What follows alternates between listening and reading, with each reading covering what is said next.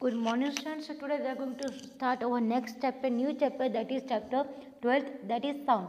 So first है कि production of sound, कि साउंड है उसका प्रोडक्शन कैसे होता है.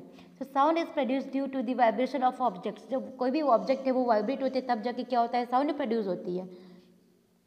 Vibration is the rapid to and fro of an object. वो क्या होता है, रैपिड और टू एंड फ्रो मोशन होता है किसी भी ऑब्जेक्ट का. Vibrating objects are the source of all sounds. Vibrating object वो क्या है, सोर्स है सभी साउंड के. इरेगुलर, यहाँ पे बोला जाता है कि इरेगुलर चेस्टिक वाइब्रेशंस, ठीक है, इरेगुलर चेस्टिक वाइब्रेशंस प्रोड्यूस नॉइज रेगुलर. वो क्या होता है, नॉइज रेगुलर प्रोड्यूस करती है. Controlled vibration can produce music, और जो कंट्रोल्ड वाइब्रेशन है वो म्यूजिक प्रोड्यूस करती है. All sound is a combination of pure frequencies. और जितनी भी साउंड है वो सभी क्या है, कॉम्बिनेशन है फ्रिक्वेंसीज का. और stretched rubber band when plugged vibrates and produce sound. एक रबर को लो से स्ट्रेच करो, उसे छोड़ दो तो वो क्या होगा, वाइब्रेट करेगा और साउंड प्रोड्यूस करेगा. देन नेक्स्ट है propagation of sound. When an object vibrate, जब कोई भी ऑब्जेक्ट वाइब्रेट होता है, the particles of around the medium vibrate. तो उसके आसपास जो पार्टिकल्स होते हैं वो वाइब्रेट करते हैं. The particles in contact with the vibrating objects is first displaced from its equilibrium position. तो जो पार्टिकल्स कांटेक्ट में होते हैं वाइब्रेटिंग ऑब्जेक्ट के, वो क्या होते हैं, अपनी जगह से डिस्प्लेस हो जाते हैं. Then the disturbance produce by the vibrating object travels through the medium. और वो जो डिस्टर्बेंस प्रोड्यूस होता है वाइब्रेटिंग ऑब्जेक्ट के थ्रू, वो जाके क्या होता है, ट्रेवल करता है मीडियम के थ्रू, जैसे एयर है, वाटर है, इन सब के through. Okay, then for transmission sound waves are called mechanical waves. जब ट्रांसमिशन होता है तो साउंड वेव्स है उसे हम लोग मैकेनिकल वेव्स बोलते हैं.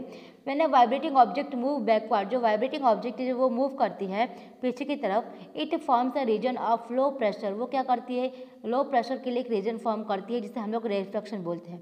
Then a vibrating object producing a series of compression and reflection. जो वाइब्रेटिंग ऑब्जेक्ट है वो एक सीरीज फॉर्म करती है किसकी, कंप्रेशन यानी रेफ्लेक्शन की. कंप्रेशन मतलब क्या होता है कि जब जैसे कि कोई भी आप ये बोलो कि आप बहुत सारी लाइंस ड्रॉ कर दो, ठीक है, तो जब कुछ लाइंस ऐसी होती है जिनमें बिल्कुल डिस्टेंस नहीं होता है, वो कंप्रेशन होता है. और फिर आगे जाके बहुत ज़्यादा डिस्टेंस बनने लगता है तो वो रेफ्लेक्शन होता है, ये होता है.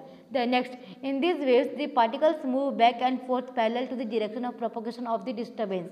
इससे क्या बोला गया है कि जो वेव्स है, ठीक है, द पार्टिकल मूव, ये पार्टिकल जो है मूव करते हैं पीछे की साइड, और आप पीछे और आगे दोनों तरफ ऐसा, parallel to the direction, direction की पैरेलल, जिस डायरेक्शन में जो पार्टिकल से मूव कर रहे हैं उस डायरेक्शन में. Then sound propagates in a medium as a series of compression and reflection. जो साउंड है वो प्रोपोगेट करती है मीडियम में, किसकी तरफ, कंप्रेशन एंड रेफ्लेक्शन की तरफ. So compression are the regions high pressure and density. तो कंप्रेशन से वो क्या रीजन्स है, हाई प्रेशर और डेंसिटी के, where the particles are crowded and are represented by the upper portion of the curve called crest है. उसके बाद क्या बोला गया कि जो पार्टिकल्स है ना वो क्राउडेड होते हैं, मतलब वो घिरे हुए होते हैं, और ठीक है, और रिप्रेजेंट करते हैं होते हैं बाय द अपर पोर्शन. कौन से पोर्शन से, उन पोर्शन को देखकर, ठीक है, जो कि कर्व होते हैं, और हम लोग उसे क्रेस्ट बोलते हैं, ठीक है. Reflection are the regions of low pressure and density. जो रिफ्लेक्शन है वो रीजन से लो प्रेशर एंड डेंसिटी के, जहाँ पार्टिकल जो है वो स्प्रेड होते हैं, ठीक है, एंड आर रिप्रेजेंट होते हैं लोअर पोर्शन में. देन यहाँ पे कुछ और जो कर्व पोर्शन उसे हम लोग बोलते हैं ट्रफ. ओके, देन कैरेक्टरिस्टिक्स आती है यहाँ पे साउंड वेव की. सबसे फर्स्ट है वेवलेंथ, ठीक है. देन उसके बाद आता है कंडेंसेशन, देन रेफ्लेक्शन और देन प्रेशर. तो ये जो चार है ये आपके बुक में एक डायग्राम होगा, देखिए उसमें दिया गया है, आप उसमें देख सकते हैं. देन नेक्स्ट, उसके बाद आता है the number of oscillations. The number of oscillations होते हैं, ठीक है, पर यूनिट टाइम में, उसे हम लोग फ्रिक्वेंसी बोलते हैं. ऑसिलेशंस मतलब आगे पीछे जो मूव करता है उसे ऑसिलेशंस बोलते हैं, ठीक है. The frequency of the sound wave, उससे बोला जाता है frequency of the sound wave. It is represented by the symbol v, उसे वी से रिप्रेजेंट किया जाता है. इट्स ऐसा यूनिट इज हर्ट्ज, उसकी जो ऐसा यूनिट है उसे हर्ट्ज बोला जाता है. Time period of sound wave frequency are time as represented as. तो टाइम कैसे रिप्रेजेंट किया जाता है वो देखिए, वी फॉर वन, वी मतलब वन ऑसिलेशन होता है. सो टी यानी कि time, so t is equals 1/v, और अगर टी वी निकालना हो तो v equals 1/t.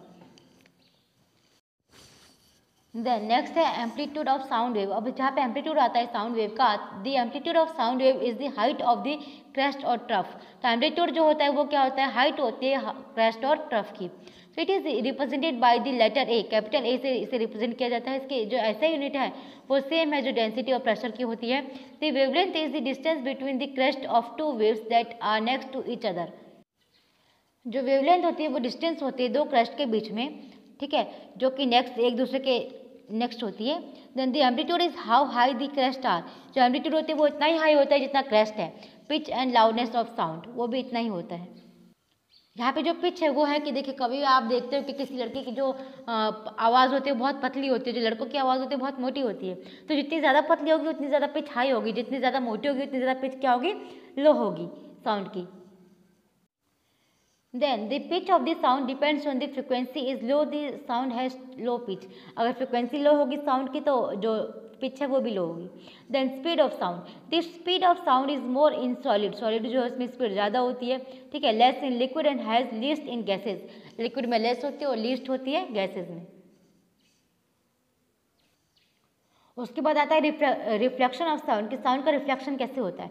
Sound gate reflected at the surface of a solid और लिक्विड एंड फॉलोज, जो साउंड है वो रिफ्लेक्ट होती है सरफेस पे, सॉलिड पे और लिक्विड पे। द लॉज ऑफ रिफ्लेक्शन, यहाँ पे लॉज दिए गए। First, the angle of incidence is equal to the angle of reflection, मतलब इंसिडेंस मतलब जब हम लोग रे डाल रहे हैं और जब वही रे रिफ्लेक्ट होकर दूसरी साइड निकल रही है तो दोनों का जो एंगल है वो इक्वल होते हैं।